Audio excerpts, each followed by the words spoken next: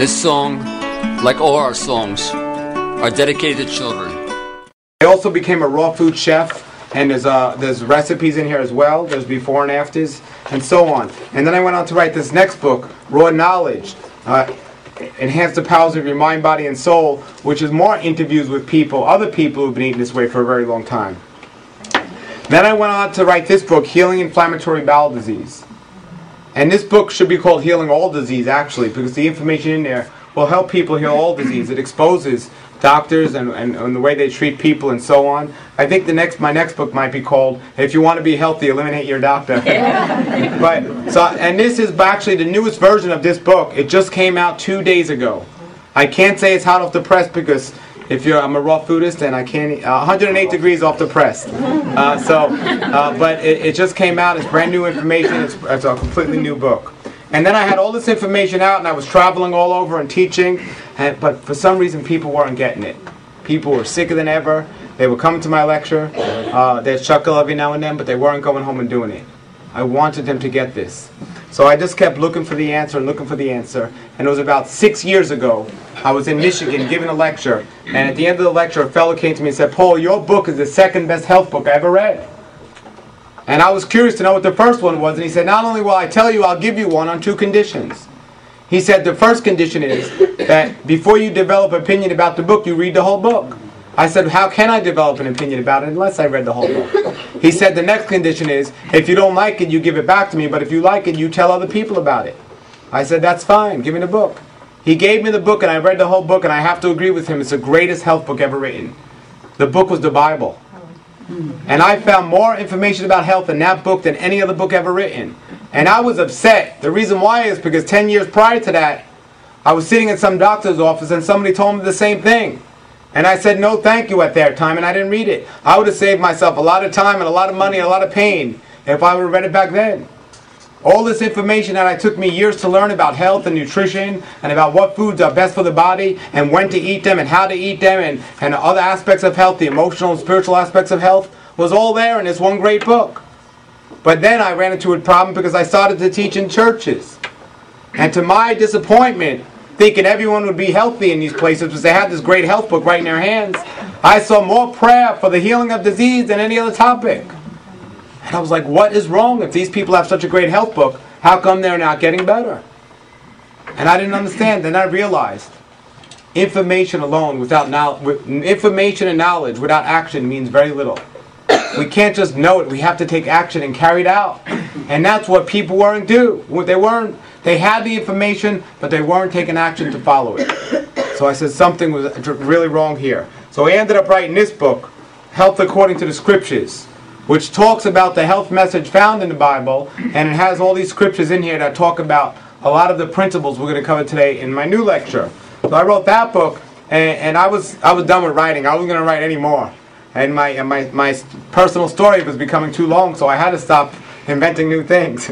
So then what happened was I started learning the 3 true methods of healing.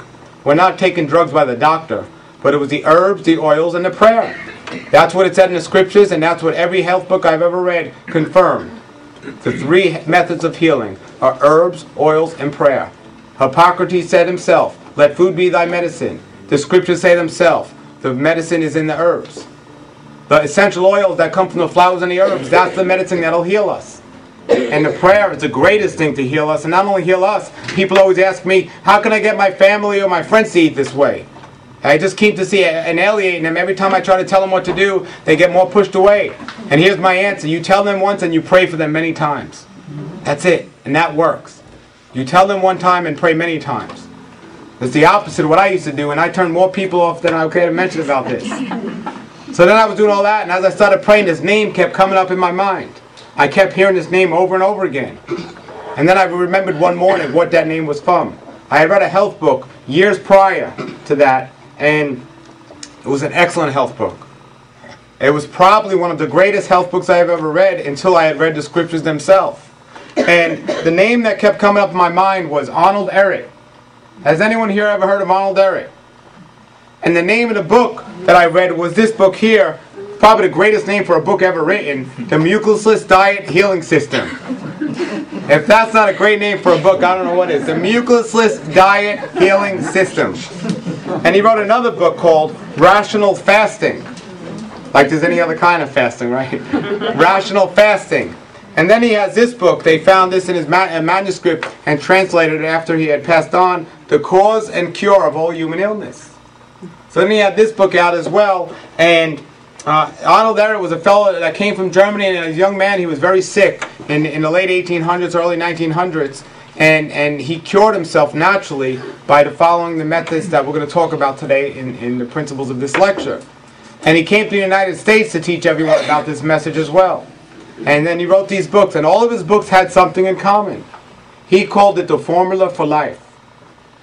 And I am convinced, I call it the formula for health. I am convinced that this formula for health, which is the premise of my new book, which I combine the information found in the scriptures, the information that I received at Hippocrates Health Institute, the information I got from all these other interviews of the people I've interviewed, and to top it all off, the formula for health. I don't care whatever diet is you decide to eat, whether it be a 100% raw food diet, a regular diet that has a lot of fruits and vegetables in it, or even if it's a lousy diet. If you follow these principles, your health is going to improve. We're going to talk about the formula for health this evening. But before we get to this formula, I want to talk about what's going to motivate people the most to be healthy. Because I've learned from my doctor that opposites attract. I've learned from my doctor, if you tell somebody to do something, they like to do the opposite. People seem to be interested in the opposite. My doctor was so bad, not only did everything she told me to do have an opposite effect, but even the names of the things she told me to do have an opposite effect. I'll never forget, I was taking a test, the doctor wanted to run some tests on me and everything else. I got to tell this little story here to understand about opposites. The doctor told me we're going to have to take some tests. And remember, I didn't know anything about health and nutrition at that time. And it was the first time in my life I ever heard of the words, we're going to have to clean you out. And I didn't know what that meant. I'm thinking, I got health insurance, so it's not going to be a problem. So she hands me this gas tank with nothing in it, except a little powder at the bottom of it. And she said, drink this. First thing she told me was I'm going to have to go on a liquid diet. And I said, I'm not into those fruits and vegetables. She said, no, a liquid diet, according to doctors, was Jell-O, coffee, and all this. I said, no problem with that. So I went on a liquid diet. I said, okay, I'm cleaned out. She said, no, now you got to drink this stuff. Now, you talk about opposites and inappropriate names for things. Not only did this thing clean me out, this drink, but it probably cleaned all the pipes in my bathroom out as well. The name of this drink was the most inappropriate name for a drink and the most deceptive name of anything. It was called Go Lightly. It made me do everything but that. A more appropriate name for this drink would have been Fire in the Hole. So I learned from the doctor that opposites had a lot of way to impact people. So I said, that's it. I want to teach people about health. So how can I teach them about health? Well, I realized the greatest way to teach people about health is teach them about the opposite of what health is. What is the opposite of health? Disease. And I confirmed this as I've been traveling and asking people why they came to a health lecture. People weren't coming to a health lecture to learn about food or nutrition. I found the most motivating reasons people would come to a health lecture, there were three, and diet and nutrition wasn't one of them. The most motivating factor people came to health lecture was, if somebody was sick, how do they get well again? That was the number one factor. If somebody had a disease, how do they get rid of it? The next motivating factor was, if somebody wasn't sick, how did they avoid getting sick? And then the third motivating factor was, how can somebody stay looking young? Now, if somebody could be convinced that diet and nutrition has something to do with accomplishing these goals, it's then they start to look at diet and nutrition. But unfortunately, a majority of people today have been convinced and deceived to believe that they can accomplish these goals without changing their diet. How do I know that? Because when I still go in these fast food places,